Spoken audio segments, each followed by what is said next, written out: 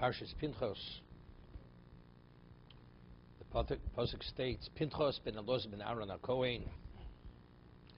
Pinchas, the son of Elazar, the son of Aaron HaKohen, Heishiv Chamosi me'al b'nei Yisrael, has retracted my wrath from b'nei Yisrael. Bekanu is kinosi, when he avenged my vengeance, besochem in their midst.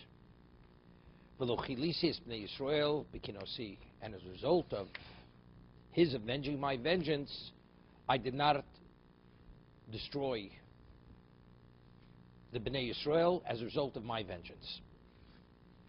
So the obvious question, which Rashi addresses immediately, and he cites the Gemara in Sanhedrin, normally when we trace the pedigree of a person, it's always the person, the son of the father.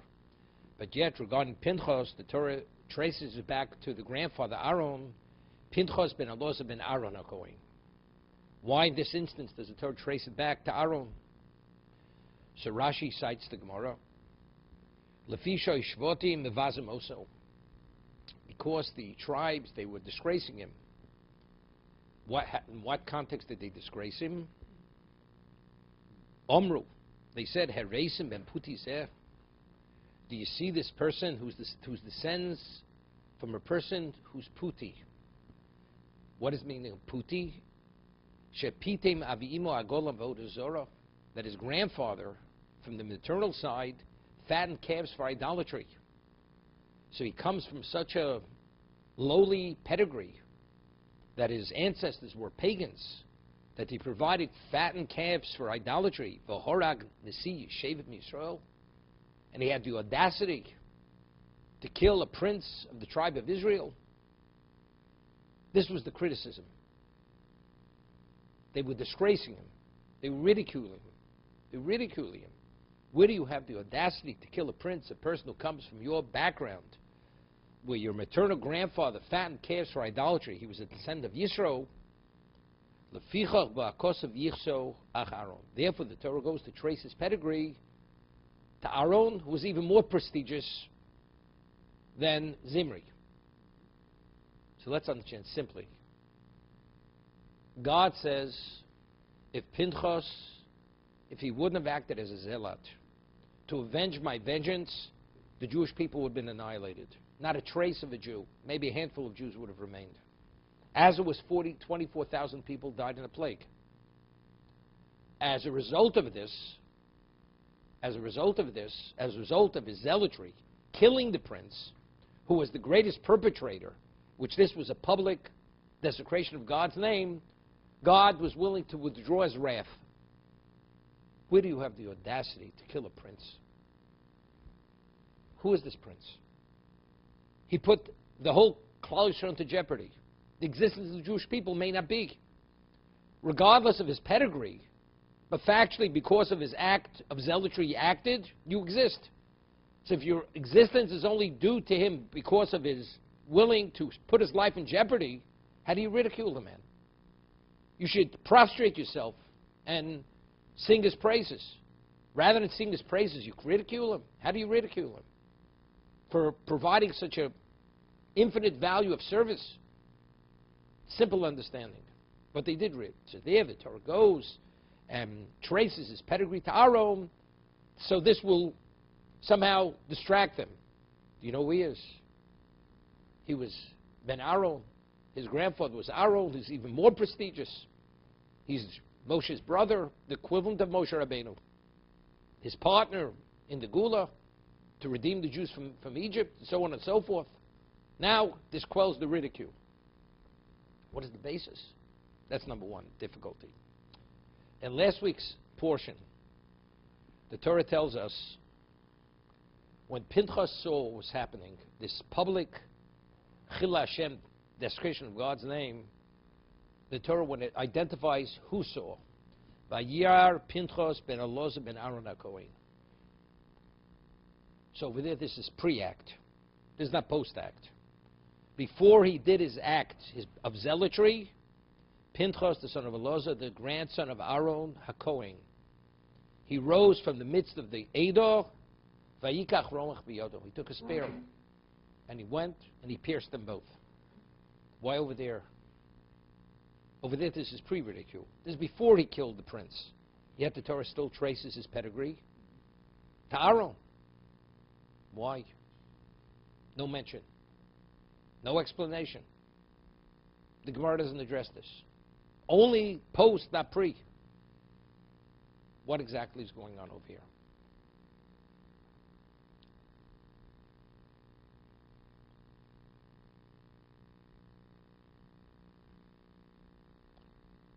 In terms of Chil Hashem, in terms of God's name being disgraced, a prince of Israel should cohabit with a Midianite princess, where it's public knowledge. And many other Jews also cohabited with the Moabites, women, which led to idolatry. This is the Baal Peor. And there was a plague. How do you sit by and watch such a desecration of God's name without responding? Jews die, Al Kiddush Hashem. The Jew is obligated, but minimally intercede, stop it, protest it. Nothing, not a word. Pinchas is the only Jew who responded because he had remembered what Moshe had taught him. Bol Aramis, if a man cohabits with a non-Jewish woman where it's public knowledge, kanon pogimbo. If you're a zealot, you have a right to kill that man. And he did. So he acted because he was a true zealot for God. Pure. His intent was pure.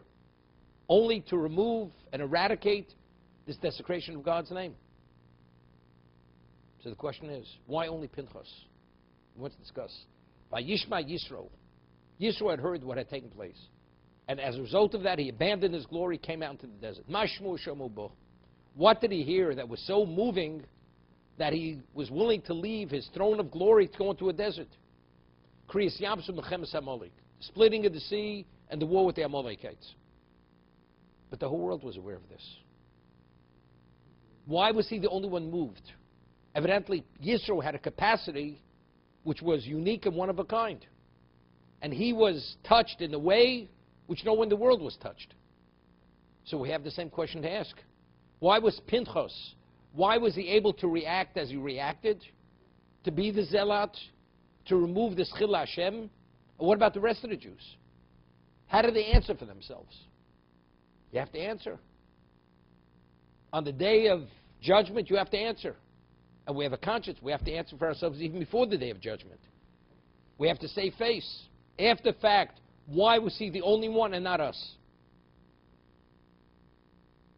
And of course, when a person tries to come up with an answer, he always tries to put himself in the best light, rather than to incriminate himself. So they came up with something.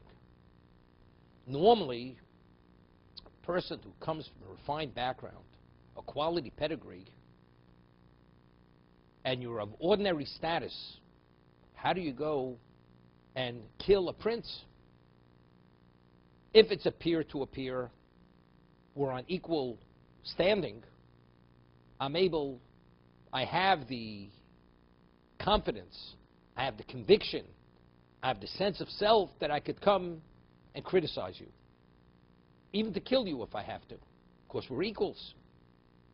But if a person normally is intimidated by status, and we're not on the same level, because you're the prince and I'm the commoner, how do we rise and kill a prince?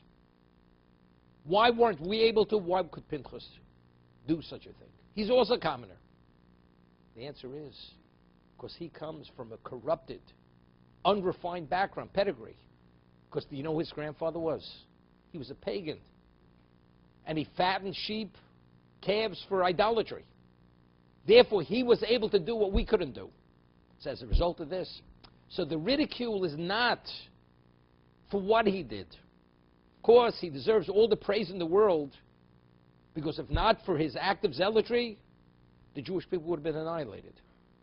As God says, I did not destroy them because he avenged my vengeance. But why did he have the ability? Why didn't we have? The answer is because he has a deficiency. That deficiency allowed him to do which we couldn't do. It was too much for us to do. We couldn't rise above that. But he who comes from that deficient, that corrupted, lack of quality, pedigree, he was able to do this. So that was an answer for themselves. It wasn't a criticism of him in terms of the actual accomplishment. It was only to answer to save face for themselves. But what was the truth? The Torah goes and wants to quantify Pinchas. It's true. From the maternal side was Yisro, who initially wasn't Jewish. Not only was he was the leading pagan in the world, one of the leading pagan leaders. He was Kohen Midjan. He fattened calves for idolatry. It's true. But who was he really? So what happened? So God says, do you know who he is? He's Ben Aaron. He's the grandson of Aaron. So if he's the grandson of Aaron, so it's not a commoner to a prince. He, as a prince, surpasses Zimri. You know, now we understand it differently. The ridicule of why he was able, again, we don't have to say face any longer. Now we understand, do you know why he was able to, we couldn't? Because he's a peer. He's maybe even he surpasses him. You know something? We can live with our conscience. Therefore, we can live with ourselves. He was able to what we couldn't do. We don't have to put him in the negative to understand why he was able. Rather than we, now it's just to the contrary. Now that the Torah traces his line and focuses on his positive pedigree, Ben Aaron, now we understand. So it was a peer against a peer. Therefore, he was able to do this. But what the Torah is telling us right now is only the way Klal Yisrael, the Jewish people, processed it. For them to save face. But what was the reality? What was the truth? What was the motivating factor? Why was Pinchas able to do what he did? To kill a prince without any degree of hesitation. To be kanus kenosi, to avenge my vengeance. It's not attributed to because he had flaws within him. It was the purity of his being that he was consumed with pain, and he expressed God's rage against Zimri. And as God says, it's bekanus kenosi. He avenged my vengeance. Therefore, it's not necessary for me to express my vengeance. He was enraged with my rage. Therefore, it's not important for me to be enraged, because it already was expended. What was the motivating factor? And the Torah goes to establish this. Pre-act, the Torah says, who is Pinchas? Pinchas ben Elazar ben Aaron HaKohen. So this is not responding to the Jewish people. This is speaking, identifying who is Pinchas as a Jew, as a servant of God. Who is Pinchas? Pinchas is the son of Elazar, the grandson of Aaron. So what degree of holiness was he imbued with? What was his mentoring? He was mentored by his father, Elazar. He was also mentored by his grandfather. In mentoring and in pedigree. With that level of pedigree, the level of purity you have, it's not because how I see myself. It's because what I see is happening. There's a verse in Mishlei where Shlomo Melech says, "Ein chochma vein etza vein tfuna keneged Hashem." There's no wisdom. There's no solution. And there's no way to understand it, to justify it. Keneged Hashem, when you're going against God. So the Talmud tells us, the Gemara tells us, B'mokum chil Hashem, in a state of God's name being desecrated, ein cholkin koved l'rav. One doesn't display any honor, regardless to status. You can be the greatest rabbi, the most prestigious personality. If there's chil Hashem, you don't exist. You don't exist whatsoever. That's what Shlomo says. Ein chochma vein etza, ein tfuna vein etza keneged Hashem. B'mokum chil Hashem, in a setting of God's name being desecrated, ein cholkin koved l'rav. One doesn't display any acknowledgement of honor or reverence, regardless of who the person may be. It's irrelevant. Everything is negated and comes to a non-existent state in his presence. That was Pinchas. He responded and reacted with the vehemence and the strength of character and personality, because it was rooted purely and he was paying for God's pain.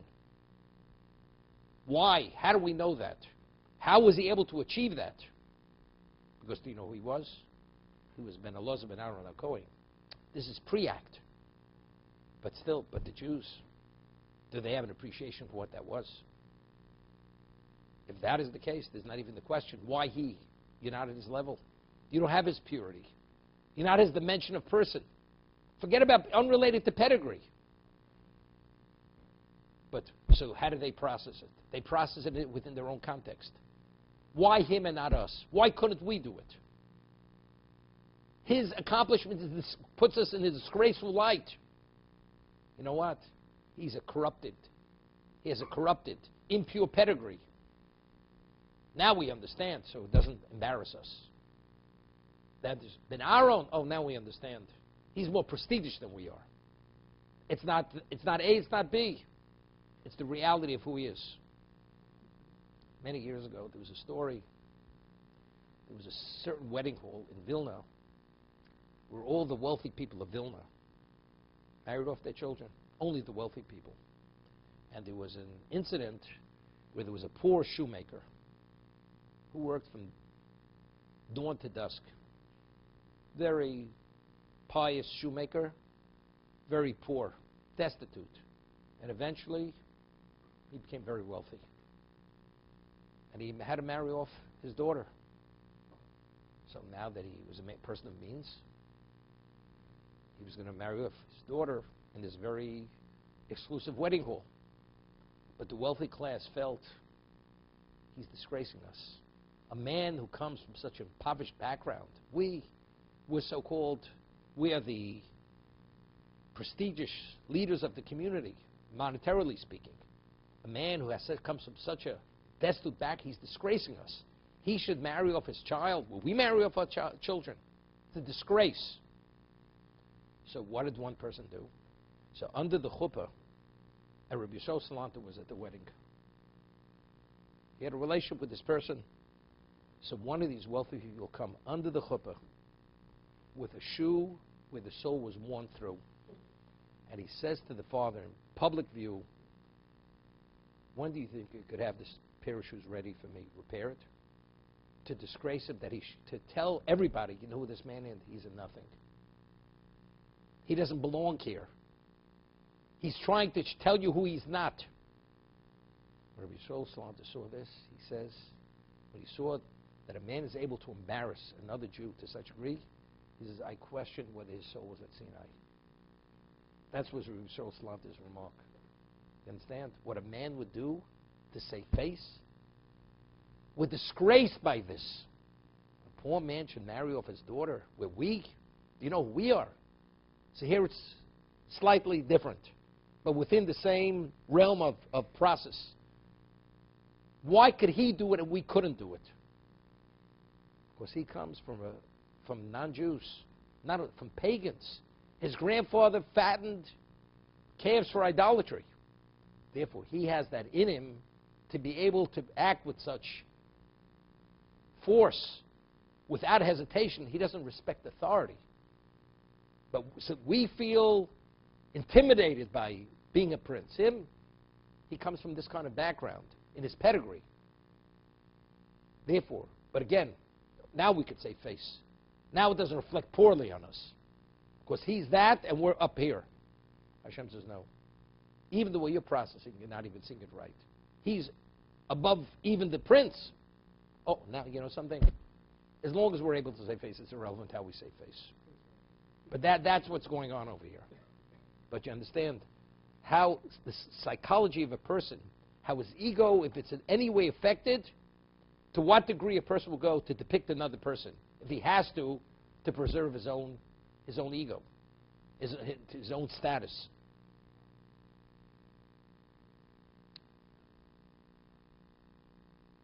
But it's interesting. The Torah goes out of its way to say, Bekano is kinosi. He didn't say Bekano. Kino betocham. It's understood. It was Chil Hashem. He removed the desecration of God. It's kinosi. What's kinosi mean? It was with purity. It was my vengeance. He did exactly what I would have done if God would have done what would have been. It's purely for the sake of God's glory. Pinchas did it with the same purity. Besocham. It was a public Chil Hashem. Public desecration. The Kiddush Hashem was public. So at the same level that there was disgrace, but you understand, doing it in a public setting, you're putting your life in jeopardy. And the Medrash tells us, on a natural level, Pinchas should have been killed. The Gemara tells us. He came in, he put a spear in his sleeve, he removed the handle of the spear, and he used the handle as a walking stick. And when he came into the tent where he was cohabiting with this woman, with this princess, he put the spear back together, and that's when he actually pierced them both. He could have been killed. All the leaders of the tribe of Shimon were there. They could have killed him immediately. Why wasn't he killed? Miracle. Many miracles happened. But why? Because it was betochim. He did it regardless that it was the public setting. It was irrelevant to him. When he went to die. Pinchas went to die al Kiddush Hashem. Even if I have to die to sanctify God's name, it's irrelevant. My intent is purely for God's glory. I live for God's glory, I die for God's glory. It's all the same thing.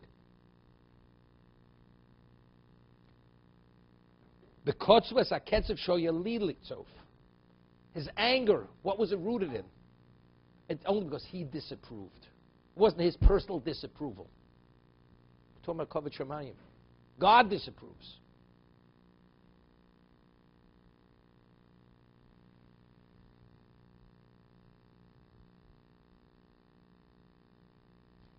It's interesting. We find there's a negative commandment, Lo Yovo Amoni Movi B'Kal Hashem, that a Moabite or a Ammonite, he's never, even if he converts to be a Jew, he's considered illegitimate. He can never marry into the Jewish people because he has a status of illegitimacy. Why? Because of the story about Balpor. Meaning, because when we're in the desert, you did not offer us your bread and water. And also, you commissioned Bilam to curse us, and the whole story of Balpor. Even the whole background. Because of that, that's why they could never marry into the Jewish people. But it also mentions the Balpor, that they were involved with what? With seducing the men and with idolatry and commissioning Bilam to curse us. Say, we can't afford it. I mean, you can't afford to give us bread and water. But to pay whatever fee Bilam was willing to ask, that you're willing to pay. But this you can't afford. Okay? So that just brings it to a level of clarity. But what was the claim against Ammon and Moab? Who was an Ammon and Moab? Ammon and Moab are her cousins. These are the children of Lot. When he committed incest with his daughters in the cave, the older daughter, she named her child Moav, which was considered disgraceful. She made it public knowledge. Me'av means Me'av. This is the issue of my father. Meaning he committed. The other one was much more modest, the younger one. She referred to him Ben Ami, Ammon. He's the son of my nation. She did not reveal the source of her child, who fathered the child. But that's Moav, Me'av. He is for my father. Unashamed. She went, and she made it public knowledge what it was. Now, if Avraham Avinu wouldn't have felt and adopted his nephew as his own child, and cared for him, and provided for him, and come to save his life when he was taken captive by the four kings, there would never have been a later event. He would have never impregnated his daughters. There would never have been a nation, Ammon or Moab. So based on the principle of appreciation, debt of gratitude, beholdenness, what level of beholdenness did Ammon and Moab have to the Jewish people, to their ancestor? Avram Avinu was the founding father of Jewish people. Minimally, they've been wandering for 40 years. You don't come out to welcome them with bread and water. If not, it's an indication of the level of being so corrupt in the area of gratitude. You have no relevance to expressing your debt of gratitude. This kind of people who has such a failing in this area, they're not qualified to marry my children. That's the reason. Now, who is Zimri? Zimri is from the tribe of Shimon. So, let's take a look at the Midrash.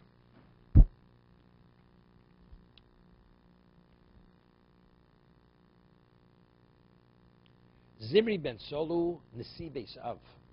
Zimri, the son of Solu, was the prince of his family. When a person goes and he blemishes himself, he's not only he's blemishing his whole family. A person does a unconscionable act, you're classified as a person, but being part of your family, the family is also blemished. You're bringing disgrace on the family. Zimri ben Solu, Nasi Beis Av l'Shemoni. That's where he's identified. Of the tribe of Shimon. Hakos basmi olav. It's like the Pasuk, the Torah is like being taken aback.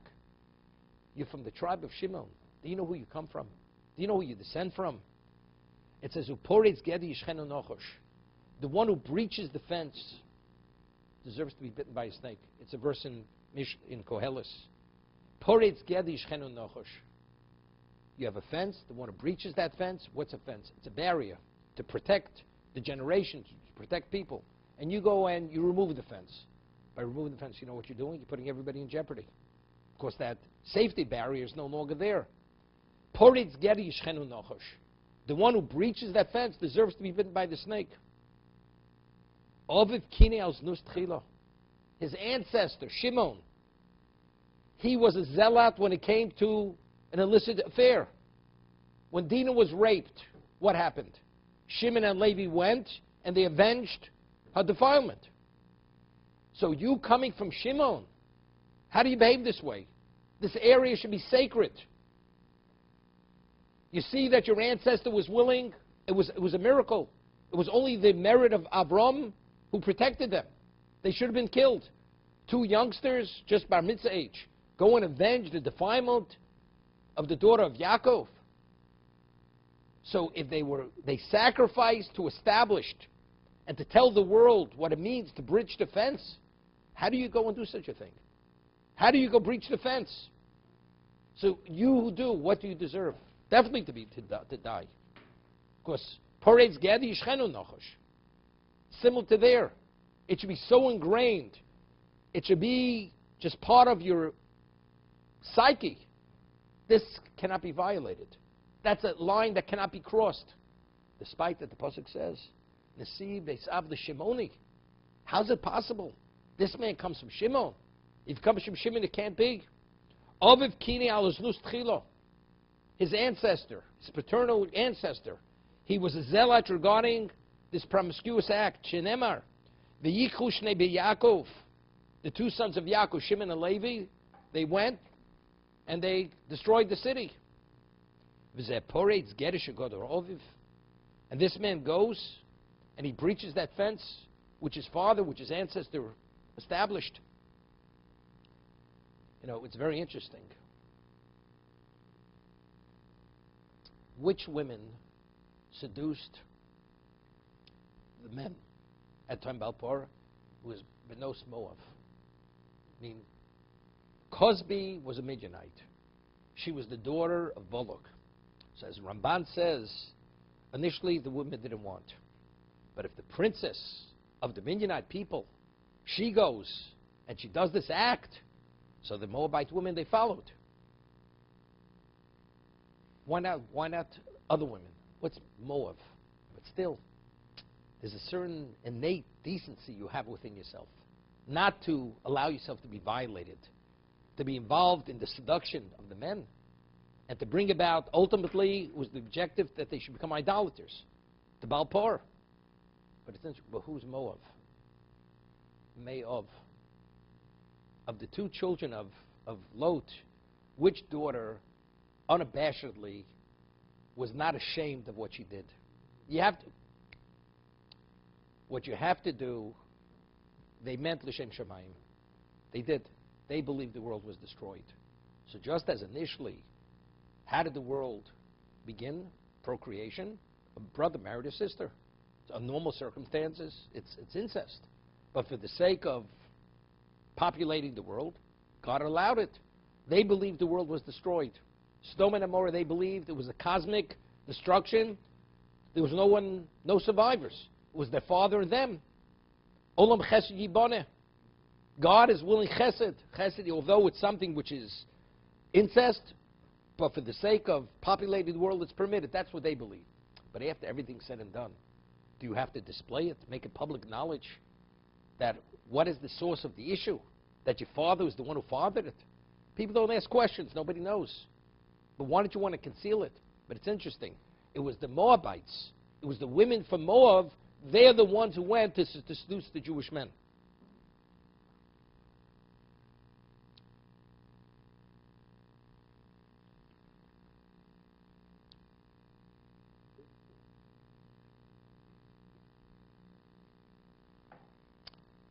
It's interesting. There's a medrash.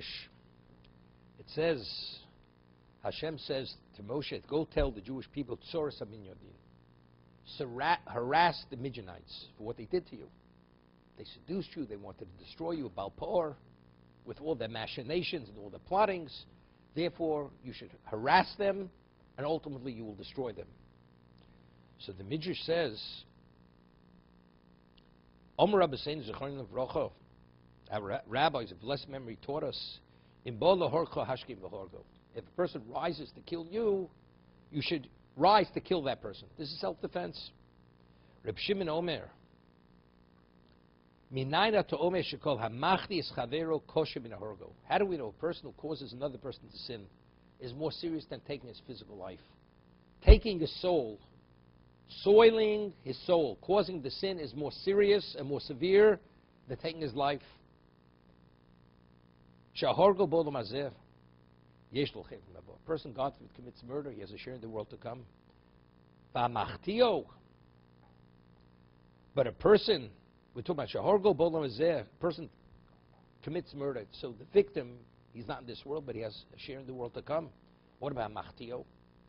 A person causes him to sin, spell the sin, which causes him to forfeit a share in the world to come. Horgo Bolam Azeh, Bolam Abo. He's causing him to forfeit his life in this world and the spiritual world. Shtei umos, kidmu es Yisro b'cherev. There were two nations that came out against us with the sword. With the sword. Ushtaim ba'avera. And two nations came to seduce us. Cause us to sin. Mitzrayim ba'adomim. The Mitzrayim, the Egyptians, and the Edomites. Kidmu ba'cherev. They came against us with the sword. Where do we find the Egyptians came against us with the sword? They enslaved us. It's very interesting. They enslaved us. They killed us. They worked us to death. They beat us to death. All this is the bondage of Egypt. But we'll see. Hamitzim kidmu b'cherev. They came out against with the sword. Shenemar. When we fled from Egypt, when we left Egypt, it says Omar erdo oyev erdov asek achalik sholo. Right? What did Paro say to his armies? We will pursue them. We will grab them. We'll kill them with the sword. They came after with the sword to kill them. And he says, I'll divide the spoils equally with you. Not like a king who takes the main spoils. So we find they came out after us with a sword. Edom, Shnemar. Elov Edom, we wanted to pass through the Edomite territory. Just read this a few weeks ago. What did Edom say to us? Lo savor pen bi pen cherev eitze lukrasecho. Don't pass through my land, my territory, because I will come against you with a sword. And it says they did come. And then we backed off, but they came against us with a sword. So there we have two nations that came against us with a sword. Shtaim ba'avero. Two to seduce us. Moavim va'amonim. The Moabites and the Ammonites. Al elu shekidmosam b'cherev. The ones who came against us with the sword, what does it say in terms of how we have to deal with them? Nema lo saiv Edom. Don't mistreat the Edomite. Don't detest him. Don't see him in an abominable context. Lo saiv Mitzri. Avol elu shekidmu osan ba'aveiro. But these people approach you to cause you to sin. Lahachti so nema lo yovi amonu kovi kal Hashem gam dor asiri. Even the 10th generation.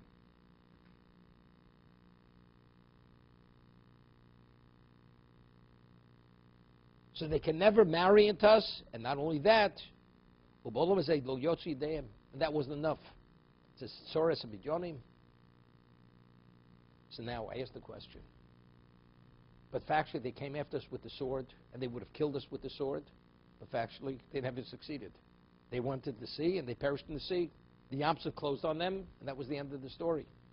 Edom, he says, I will come against you with my sword. And it says they came. And when we backed off, they let us. But initially they came out to kill us with the sword. But they didn't.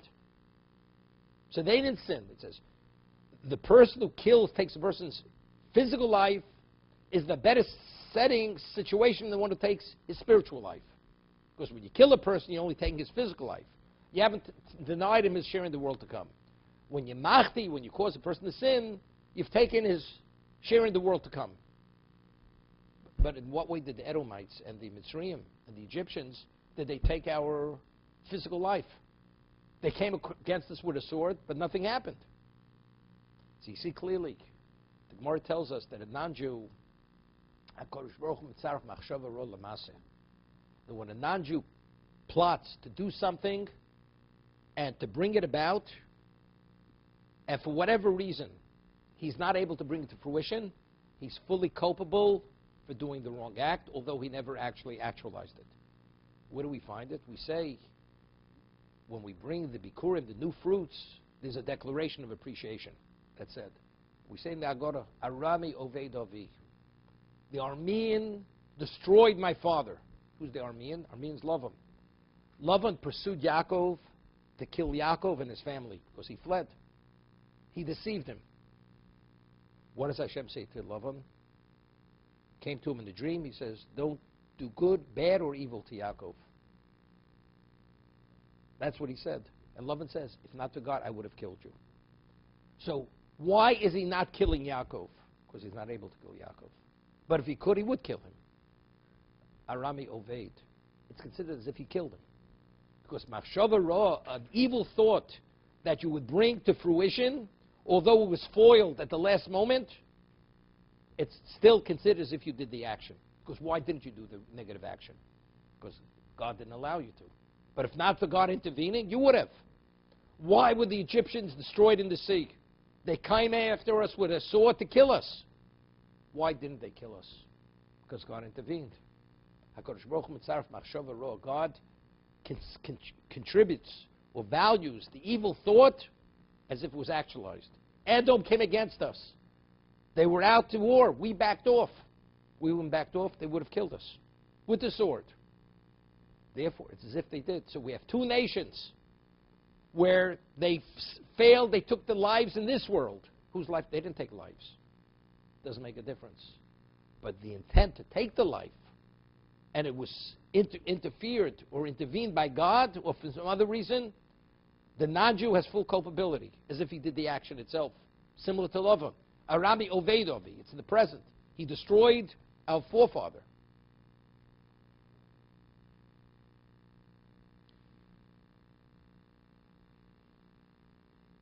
So we say, Om Dam Aleinu L'Chaluseinu, B'chol Davar, Om Dam Aleinu L'Chaluseinu.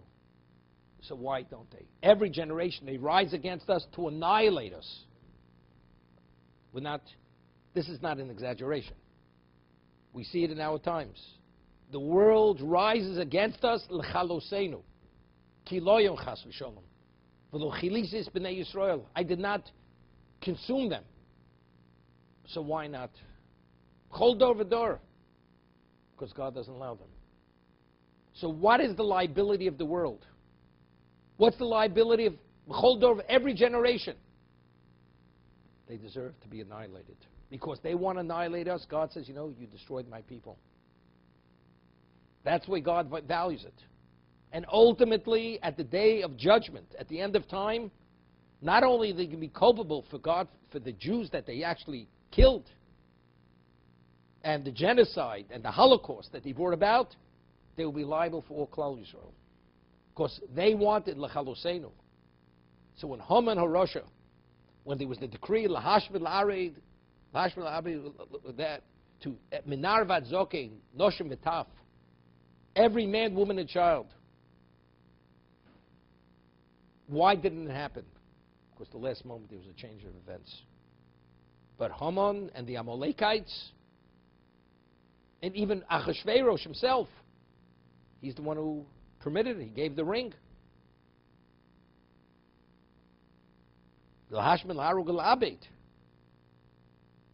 To destroy, to decimate, to annihilate at the worst level. There shouldn't be a trace. Full culpability to the world.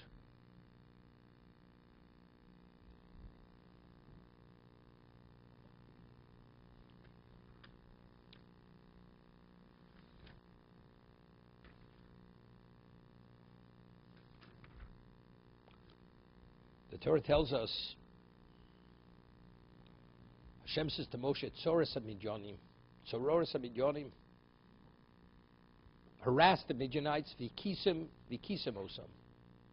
And you will, in the future, you will smite them. Not now, you will. Because right now, the order is not given to smite them. Later, it's Nekom Nikmas HaMidyanim. Go avenge the vengeance against the Midyanim. Right now, he says, harass them, so you will smite them in the future. So the Orach Chaim HaKadosh asks a question. If actually later they're told to destroy them, why is he saying harass them now? Because you will kill them, because they plotted against you with their plottings. The Baal Peor and the story with Cosbi Basur, the princess of Midian, with the plague. What do we have to talk about all this now? What is it all about? Why is, in advance, what does God want to create here for us? What is God offering us? Why is this important at this point?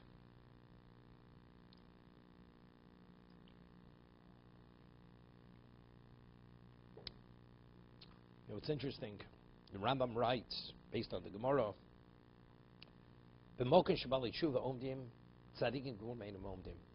at the location, at the place where a Baal Tshuva, a penitent stands, a tzaddik at that level is not at the same level. So Rambam explains what's the reason. Because even if a person becomes a true, authentic, quality Baal Tshuva, but factually, the past is still part of his life. He has to still deal with all his demons. He had past experiences. Even though he regrets that he made a commitment for the future, but how do you undo the past? It's still part of his psyche, it's part of his emotion, and it leaves an indelible print on his being. So therefore his struggle is much more difficult than a person who was a tzaddik all his life. A person who's been a tzaddik, he's pure.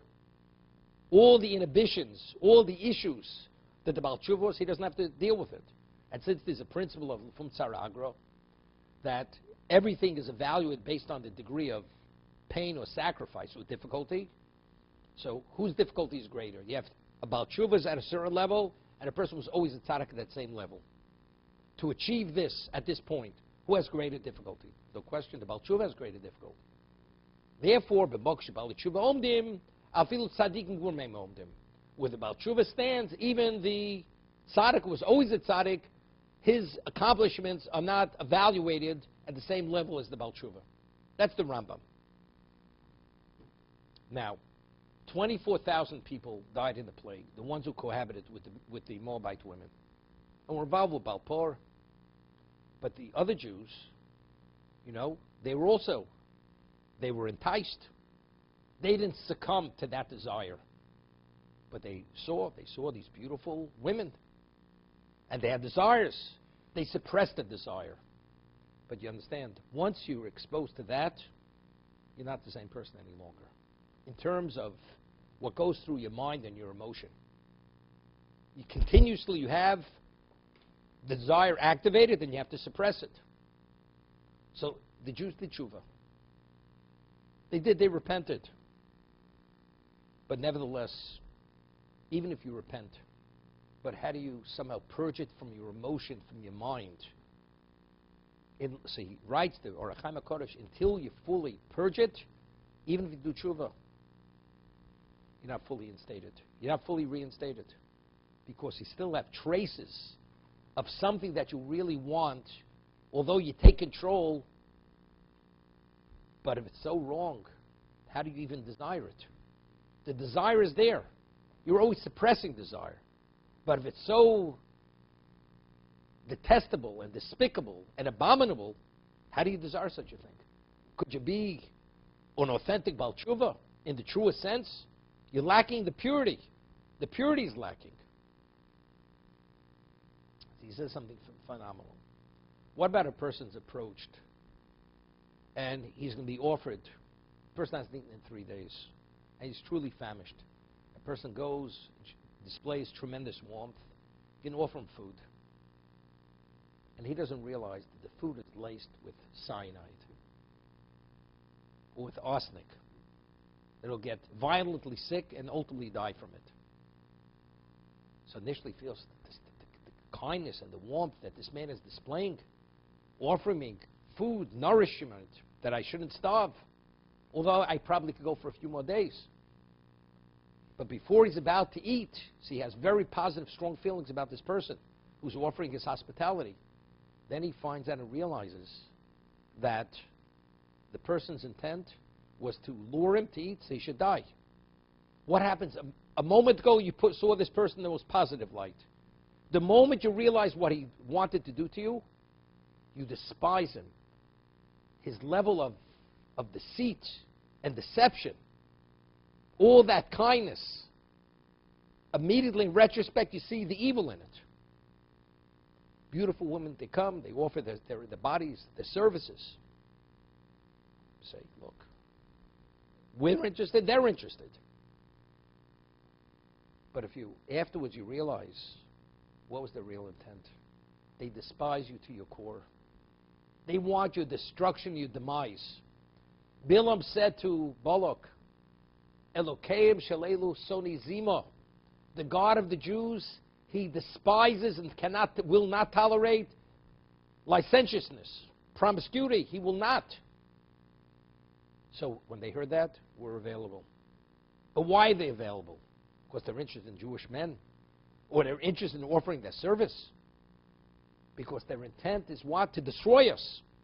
So when you understand the true nature of the intent, thinking back to what you saw, what did you see? You saw evil. It was evil, true evil in its purest form lurking before your eyes. When you see it in that context, you don't crave that. So the reason why Hashem wants, harass them and understand, although you're not going to smite them today, they'll be destroyed in the future. But before you arrive there, that you should be able to achieve a complete tshuva in its purest sense, you have to totally be purged of all the feelings, all the interest. Originally what the problem was, what the issue was. So by putting it in true perspective of what their intent was, you will not crave or have any interest in that. So as a result of that, emotionally and mentally, every aspect, trace of that experience will be eradicated from your systems. Now, when you do the tshuva will be a proper tshuva. When you go to battle to destroy the Midianites, what has to be? If there's any degree of prosecution, it says that when does Satan, who's the prosecutor of Jewish people, when does he prosecute? In time of danger. There's no greater time of danger than the time of war. So let's say we have traces of the original sin with us. It's not so simple. Not so simple we'll succeed in that battle. So Hashem says to us, before you go to the battle, reflect and understand and appreciate who these people were, what was their intent. It wasn't seduction just to seduce you. The seduction was specifically with intent to destroy you. If that's the case, before you're going to go to that battle to destroy them in the future, the tshuva is going to be a perfect tshuva. Being a perfect tshuva, there's not going to be a basis for prosecution. Then, when you go into battle, guaranteed you will be victorious to vanquish your enemies. So what I said, the Rechaim, to add to the Rechaim, the Gemara tells us in Brachos that what does one's stance have to be when we deal with the Yetzer Hara? Everybody has an evil inclination. Yetzer Levo Adam Ram and Urav. The evil inclination of man, man's inclination is evil from the time that he's cast from his mother's womb. What is the purpose and the value of the evil inclination of a human being? To ensnare him continuously. Continuously. Every 24 hours, 24/7. Every moment he's lurking there, trying to ensnare us, to entice us, that we should fail. Every moment of our life. He was created for that. So it's unrelenting. How do you deal with him? So Gemara gives us some good advice. La'olam yargiz odam yetza tov al yetzer hara. The word roges means anger. It means more than anger. It means enragement. The positive inclination should always be in an enraged state against the negative inclination. Enraged, intolerable. You see a person that you've had very bad experiences with, that you've been hurt and burnt and pained. When you see this person coming, you barely can see him, you already get agitated. It brings back every memory of pain that you ever had with that person. L'olam yargiz odam yetzer tov al yetzer hara. You should always be in an agitated, enraged state. Any moment that he offers or suggests anything, dismiss it. It's unacceptable. Why? Because if you let him through the door even as much as an iota, he will take over your life. Somehow he will convince you that it's not only not wrong, it's even a mitzvah. Know something? I know who you are. I internalize who you are. I don't want to listen. I don't want to have any relevance to you. Yargiz. What's yargiz? Because if you understand the true nature of what that entity is, as attractive as may be, understanding what is the objective of ensnaring me, ultimately to prosecute me. Who's going to be, after 120 years, who is the prosecutor of the Jewish people? On Rosh Hashanah, who's our prosecutor? The one who enticed us. The one who tripped us up, convinced us to do the wrong thing, he is the prosecutor. Here you come with smiles. And what? You want to embrace me to show you promised me the world. And ultimately, that's the basis for my demise. I don't want to go near you. I don't want to hear about you. You're a detriment. All this love is hate. That's exactly what Hashem was saying to the Jews. In retrospect, understand what they try to do to you. That will erase and eradicate every interest in what that represented. So if you understand the nature of this power, you'll have no interest in the power. You'll not be able to tolerate the power. Chavetz Chaim, in one location, he writes, there was this person. He was a perverted, corrupted mind. And he would always drew people into situations, then abandon them. And he went to this person, and he convinced him that there's a treasure buried in the community dump, which was about 20, 30 feet deep, of vile trash, the most putrid, decaying carcasses and all kinds of trash and refuse. So he convinces him. He says, you know, I want to tell you a secret. Nobody knows the secret. And he convinces him there's a treasure buried right in the middle of that trash heap. And the only time we can go is at midnight when no one is around. And I will show you exactly where it is. And he gained his confidence. And he convinces him. This person being gullible is convinced. He goes there. He says, you can't even share it with your family. And then he goes and he says, you got to start digging into this trash heap. And all of a sudden, before he realizes, it's like quicksand. And he falls into the trash heap. He's like pulled in up to his neck. And he abandons him. And he runs away cackling, showing him what kind of fool he made of him. And he says, now you understand what the treasure is. Where are you? You're wallowing in filth, in vile, putrid refuse. He says that's exactly the sota. That's the Yetzer Hara. He convinces it's gold, it glitters, it's precious, it's this, it's opportunity. But ultimately he leaves you in the trash heap. And who's smiling? He's the one who's smiling, and you're the one who's bemoaning your fate. And that's the reality. Therefore, l'olam yargiz odam yetzadov ha-Yetzer Hara. Therefore, a person has to be intolerant. I don't want to hear about it. I don't want to know about it. Because you can't be up to anything good. Last week we read, Bilam said, I can't curse them. Let me bless them. God says, Lo u'ktzach l'midushach. Not from your sting, not from your honey. Anything evil, evil breeds evil. Nothing good could come. Yetzer Hara has one purpose. To ensnare us. He was created for that. So therefore, there can't be any good. As much as he's convincing, but reality-wise, so you have to internalize that reality. If you internalize that reality, then you will not be interested, will be drawn to him, because you'll understand exactly what he represents.